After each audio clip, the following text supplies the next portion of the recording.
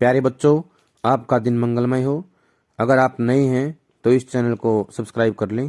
आज हम शुरू करेंगे वितान के पाठ नंबर 3 का अगला पाठ, जिसका नाम है अतीत में दबे पांव।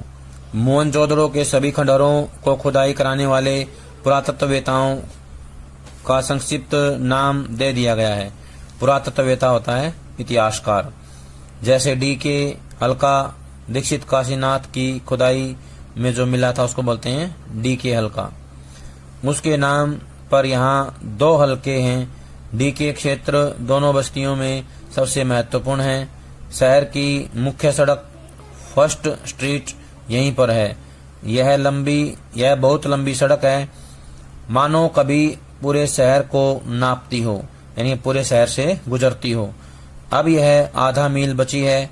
इसकी चौड़ाई 33 फुट है। मोहनजोदड़ो से 3 तरह के वाहनों के साक्ष्य मिले हैं। इनमें सबसे चौड़ी बैलगाड़ी रही होगी। इस सड़क पर 2 बैलगाड़ियों के एक साथ आसानी से आने जाने की व्यवस्था थी, यानी कि आ जा सकती थी। इस तरह से अंदाजा लगाया जाता है। 2 बैलगाड़ियां एक साथ आसानी से आ जा सकती हैं। यह सड़क वहां पहुंचती है जहां कभी बाजार था, यानी कि बाजार की तरफ जाती थी। इस सड़क के दोनों ओर घर हैं, लेकिन सड़क की ओर सारे घरों की सिर्फ पीठ दिखाई देती है, यानी कोई घर सड़क पर नहीं खुलता। उनके दरवाजे अंदर गलियों में हैं। दिलचस्प संयोग यह है कि चंडीगढ़ में ठीक यही शैली 50 साल पहले ली कार्बुजिए ने इस्तेमाल की थी। प्रश्न आ जाए, चंडीगढ़ का डिजाइन किसने बनाया या किसने इसकी शैली बनाई? तो आएगा ली कार्बुजिया। किसने? ली कार्बुजिए ने। वहां भी कोई घर मुख्य सड़क पर नहीं खुलता।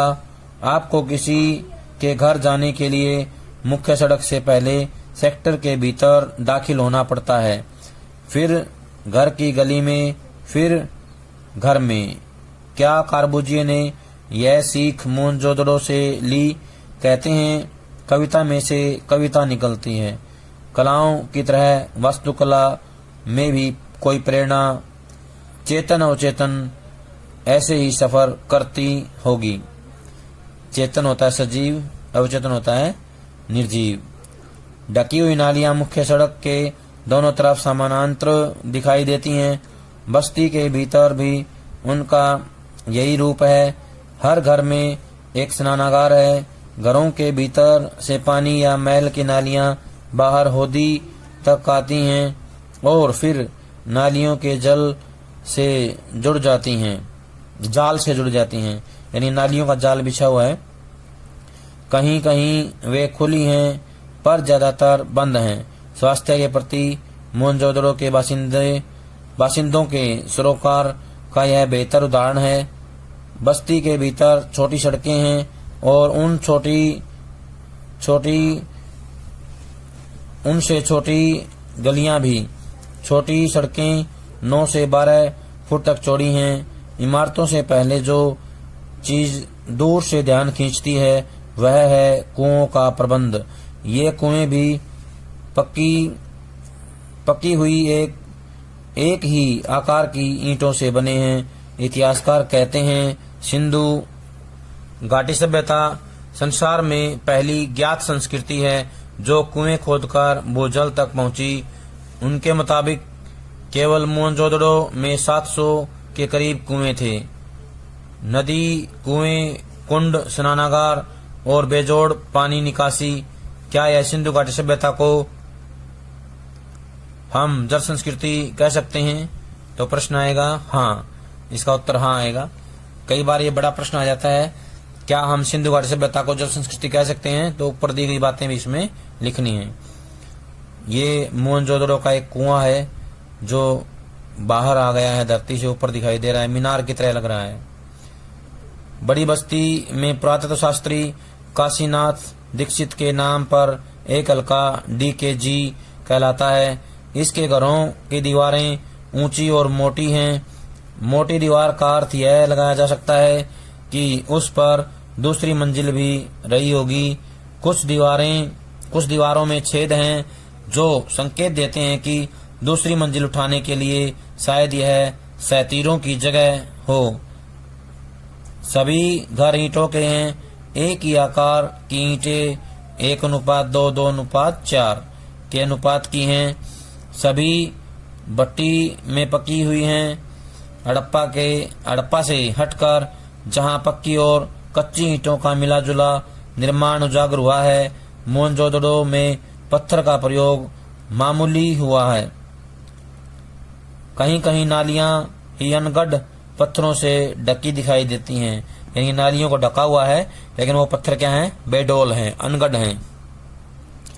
इन घरों में दिलचस्प बात यह है कि सामने की दीवार में केवल प्रवेश द्वार बना है, कोई खिड़की नहीं है। खिड़कियां शायद ऊपर की दीवार में रहती हों, यानी दूसरी मंजिल पर। बड़े घरों के भीतर आंगन के चारों तरफ बने कमरों में खिड़कियां जरूर हैं। बड़े आंगन वाले घरों के बारे में समझा जाता है कि वहां कुछ उद्यम होता होगा, यानी कुछ काम किया जाता होगा, कुम्हारी का काम या कोई धातु क्रम। हालांकि सभी घर खंडहर हैं और दिखाई देने वाली चीजों से हम सिर्फ अंदाजा लगा सकते हैं। घर छोटे भी हैं और बड़े भी, लेकिन सब एक कतार में हैं। ज्यादातर घरों का आकार तकरीबन 30x30 फुट का होगा। कुछ हिस्से दुगने और तिगुने आकार के भी हैं। इनकी वास्तुशैली कमोबेश एक सी प्रतीत होती है। व्यवस्थित और सुनियोजित शहर में शायद इसका भी कोई कायदा निवासियों पर लागू हो। एक घर को मुखिया का घर कहा जाता है। इसमें 2 आंगन और करीब 20 कमरे हैं। ये भी सभी याद कर लेंगे। प्रश्न आएगा मुखिया के घर की विशेषताएं बताइए, तो उसमें ये बातें लिखनी है। DK-BC हल्का आगे पूर्व में है। दाढ़ी वाले याजक नरेश की मूर्ति इसी तरफ के घर से मिली थी। DKG की मुख्य सड़क पर दक्षिण की ओर बढ़ें तो 1.5 फर्लांग की दूरी पर HR हल्का है। सड़क उसे 2 भागों में बांट देती है। ये हल्का हेरल्ड हरग्रीव्ज के नाम पर है, जिन्होंने 1924-25 में राखालदास बनर्जी के बाद खुदाई करवाई थी। यहीं पर एक बड़े घर में कुछ कंकाल मिले थे, जिन्हें लेकर कई तरह की कहानियां बनती रही हैं। प्रसिद्ध नर्तकी शिल्प भी यहीं एक छोटे घर की खुदाई में निकला था। इसके बारे में पुरातत्वविद मार्टिमर व्हीलर ने कहा था कि संसार में इसके जोड़ की दूसरी चीज शायद ही होगी। यह मूर्ति अब दिल्ली के राष्ट्रीय संग्रहालय में है। यहीं पर एक बड़ा घर है जिसे उपासना केंद्र समझा जाता है। इसमें आमने सामने की 2 चौड़ी सीढ़ियां ऊपर की मंजिल की तरफ जाती हैं, जो अब ध्वस्त हो गई हैं, नष्ट हो गई हैं। पश्चिम में गढ़ी के ठीक पीछे माधव स्वरूप वत्स के नाम पर VS हिस्सा है। यहाँ वह रंगरेज का कारखाना है। कारखाना भी लोग चाव से देखते हैं, जहाँ जमीन में ईंटों के गोल गड्ढे उभरे हुए हैं। अनुमान है कि इनमें रंगाई के बड़े बर्तन रखे जाते थे। 2 कतारों में 16 छोटे 1 मंजिला मकान हैं। एक कतार मुख्य सड़क पर है, दूसरी पीछे की छोटी सड़क की तरफ। सब में 2-2 कमरे हैं। स्नानागार यहाँ भी सब घरों में हैं। बाहर बस्ती में कुएं सामूहिक प्रयोग के लिए हैं। ये कर्मचारियों या कामगारों के घर रहे होंगे। मोहनजोदड़ो में कुओं को छोड़कर लगता है जैसे सब कुछ चौकोर या आयताकार हो। नगर की योजना, बस्तियां, घर, कुंड, बड़ी इमारतें, ठप्पेदार मोहरें, चौपड़ का खेल, गोटियां, तोलने के बाट आदि सब ये चकोर मिलते हैं। छोटे घरों में छोटे कमरे समझ में आते हैं, पर बड़े घरों में छोटे कमरे देखकर अचरज होता है हैरानी। इसका एक अर्थ तो यह लगाया गया है कि शहर की आबादी काफी रही होगी। दूसरी तरफ यह विचार सामने आया है कि बड़े घरों में निचली मंजिल में नौकर चाकर रहते होंगे। निचली होता है भूतल, बेसमेंट। ऐसा अमेरिकी नृत्य तत्वशास्त्री ग्रेगरी पोसेल का मानना है बड़े घरों के आंगन में चौड़ी सीढ़ियां हैं। कुछ घरों में ऊपर की मंजिल के निशान हैं पर सीढ़ियां नहीं हैं। शायद यहाँ लकड़ी की सीढ़ियां रही हों जो कालांतर यानी ये समय के साथ साथ कालांतर में नष्ट हो गई। संभव है ऊपर की मंजिल में ज्यादा खिड़कियां, झरोखे और साज सज्जा रही हो। लकड़ी का इस्तेमाल भी बहुत संभव है पूरे घर में होता हो। कुछ घरों में बाहर की तरफ सीढ़ियों के संकेत हैं। यहाँ शायद ऊपर और नीचे अलग अलग परिवार रहते होंगे। छोटे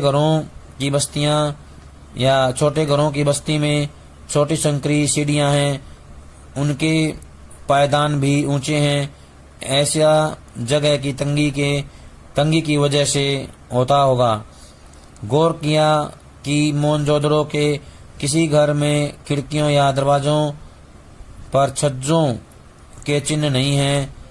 गर्म इलाकों के घरों में छाया के लिए यह आम प्रावधान होता है। क्या उस वक्त यहाँ इतनी कड़ी धूप नहीं पड़ती होगी? मुझे मोहनजोदड़ो की जानी मानी मुहरों के पशु याद हो आए। शेर, हाथी या गैंडा इस मरुभूमि में हो नहीं सकते।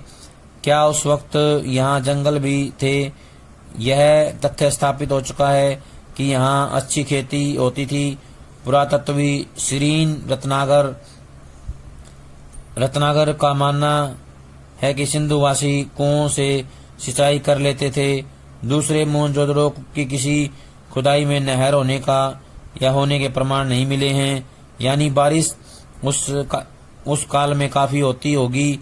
क्या बारिश घटने और कुओं के अत्यधिक इस्तेमाल से बोतल जल भी पहुंच से दूर चला गया? क्या पानी के अभाव में यह इलाका उजड़ा और उसके साथ सिंधु घाटी की समृद्ध सभ्यता भी जाती रही? मोहनजोदड़ो में उस रोज हवा बहुत तेज बह रही थी। किसी बस्ती के टूटे फूटे घर में दरवाजे या खिड़की के सामने से हम गुजरते तो साए साए की ध्वनि में हवा की लय साफ पकड़ में आती थी। वैसे ही जैसे सड़क पर किसी वाहन से गुजरते हुए किनारे की पटरी के अंतरालों में रह रहकर हवा के लयबद्ध थपेड़े सुनाई पड़ते हैं। सुने घरों में हवा की लय और ज्यादा गूंजती है, इतनी कि कोनों का अंधियारा भी सुनाई दे। यहाँ एक घर से दूसरे घर में जाने के लिए आपको किसी घर से वापस बाहर नहीं आना पड़ता। आखिर सब खंडहर हैं, सब कुछ खुला है। अब कोई घर जुदा नहीं है। एक घर दूसरे में खुलता है, दूसरा तीसरे में, जैसे पूरी बस्ती एक बड़ा घर हो।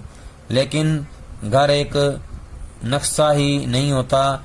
हर घर का एक संस्कारमय आकार होता है, भले ही वह 5000 साल पुराना घर क्यों न हो। हम में कमोबेश हर कोई पांव आहिस्ता उठाते हुए एक घर से दूसरे घर में बेहद धीमी गति से दाखिल होता था, मानो मन में अतीत को निहारने की जिज्ञासा ही न हो।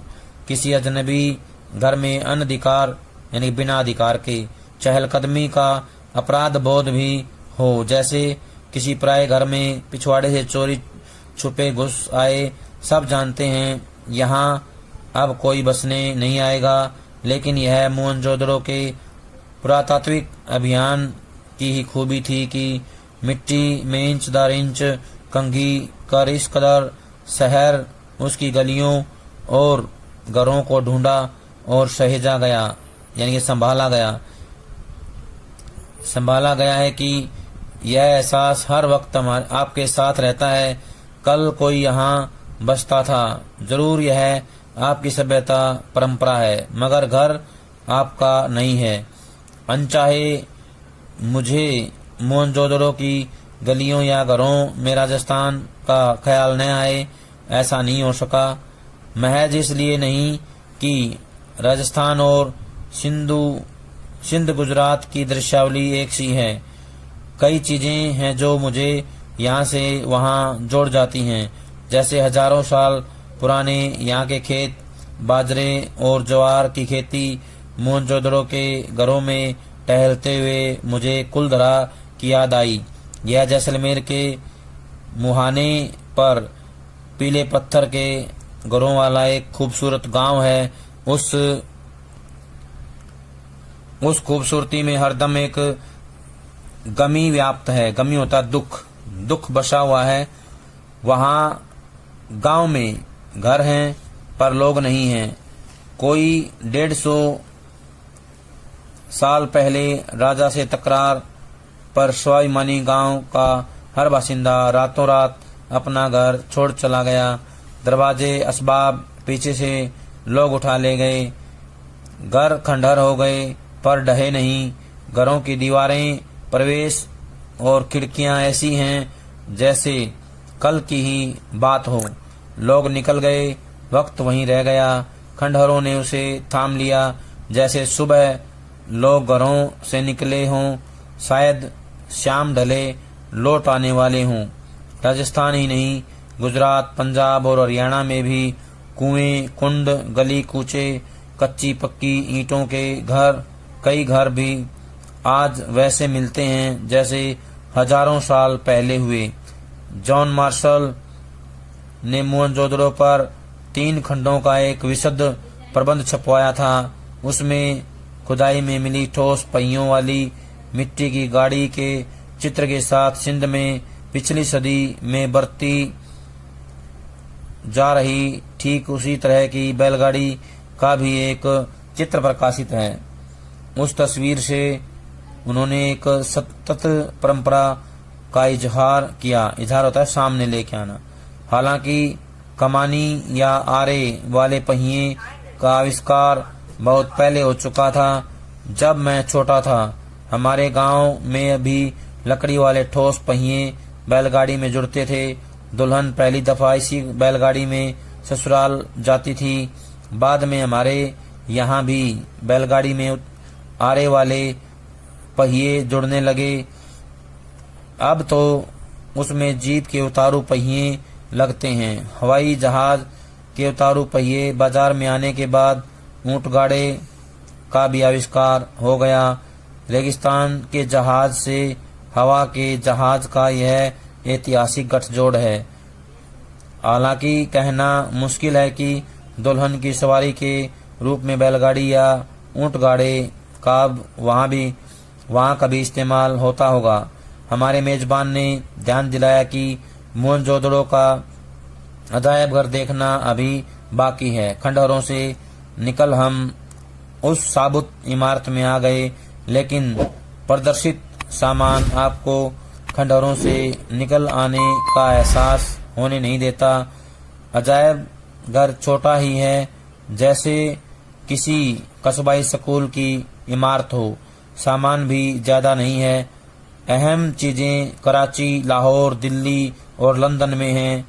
यों अकेले मोहनजोदड़ो की खुदाई में निकली पंजीकृत चीजों की संख्या 50,000 से ज्यादा है, मगर जो मुट्ठी भर चीजें यहाँ प्रदर्शित हैं, पहुंची हुई सिंधु सभ्यता की झलक दिखाने को काफी हैं। काला पड़ गया गेहूं, तांबे और कांसे के बर्तन, मुहरें, वाद्य, चाक पर बने विशाल मृद भांड,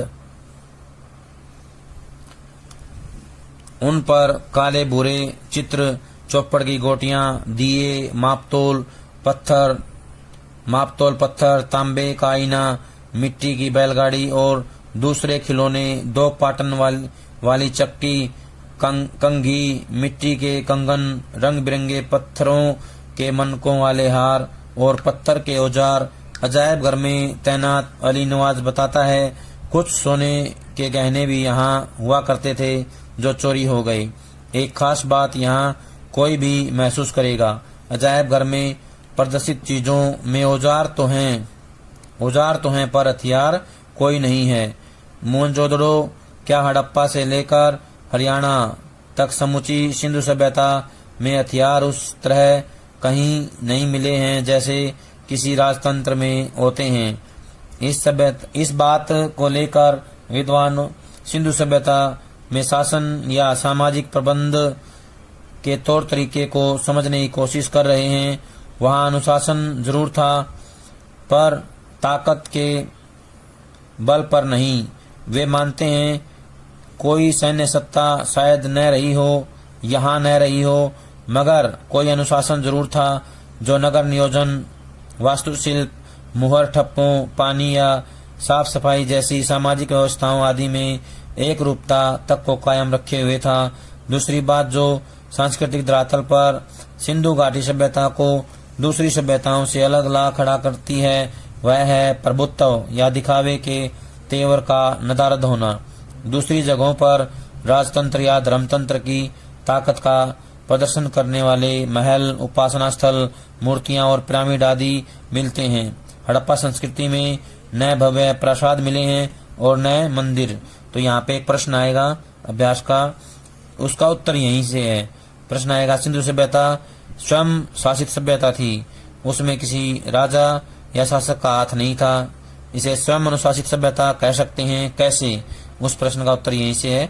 तो इस पैरे को अच्छे से सुनेंगे, समझेंगे और यहाँ से उसका उत्तर याद करेंगे। नए राजाओं महंतों की समाधियां, यहाँ के मूर्ति शिल्प छोटे हैं और औजार भी। मोहनजोदड़ो के नरेश के सिर पर जो मुकुट है, शायद उससे छोटे सिर पेंच की कल्पना भी नहीं की जा सकती। और तो और उन लोगों की नावें बनावट में मिस्र की नावों जैसी होते हुए भी आकार में छोटी रही। आज के मुहावरे में कह सकते हैं कि वह लो प्रोफाइल सभ्यता थी, लघुता में भी महत्ता अनुभव सिद्ध कराने वाली संस्कृति। ये जो लो प्रोफाइल है, इसका मतलब होता है लघुता में भी महत्ता अनुभव कराने वाली सभ्यता या संस्कृति। मोहनजोदड़ो सिंधु सभ्यता का सबसे बड़ा शहर ही नहीं था, उसे साधनों और व्यवस्थाओं को देखते हुए सबसे समृद्ध भी माना गया है। फिर भी इसकी संपन्नता की बात कम हुई है, तो शायद इसलिए कि उसमें भव्यता का आडंबर नहीं है। दूसरी वजह भी है कि मोहनजोदड़ो और हड़प्पा पिछली सदी में ही उद्घाटित हो सके। उनकी अनबुझ लिपि अभी भी सारे रहस्य अपने में छिपाए हुए हैं। सिंधु घाटी के लोगों में कला या सुरुचि का महत्व ज्यादा था।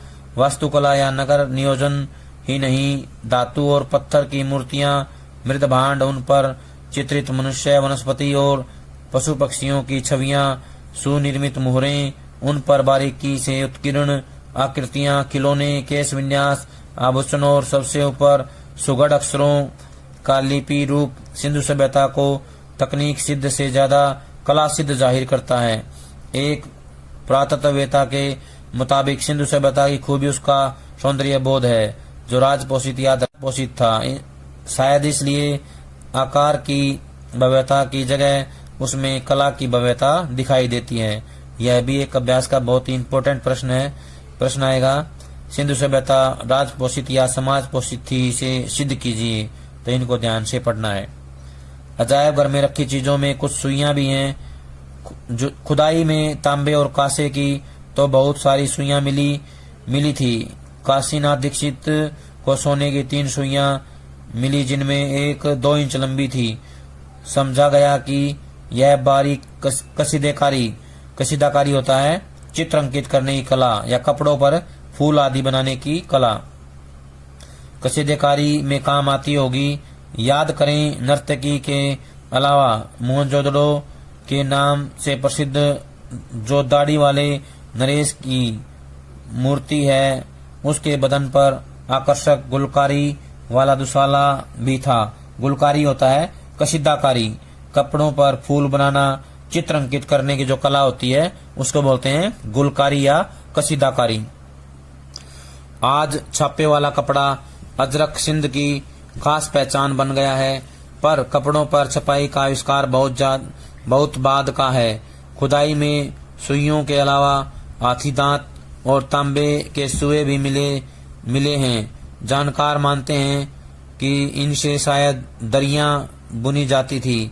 हालांकि दरी का कोई नमूना या साक्ष्य हासिल नहीं हुआ है। साक्ष्य होता है प्रमाण, वह शायद कभी हासिल न हो, क्योंकि मोहनजोदड़ो में अब खुदाई बंद कर दी गई है। सिंधु के पानी के रिसाव से क्षार और दलदल की समस्या पैदा हो गई है। मौजूदा खंडहरों को बचाकर रखना ही अब अपने आप में बड़ी चुनौती है, बड़ा संघर्षपूर्ण काम है। प्यारे बच्चों, ये था हमारा पाठ अतीत में दबे पांव। सभी इसको ध्यान से पढ़ेंगे, समझेंगे और यहाँ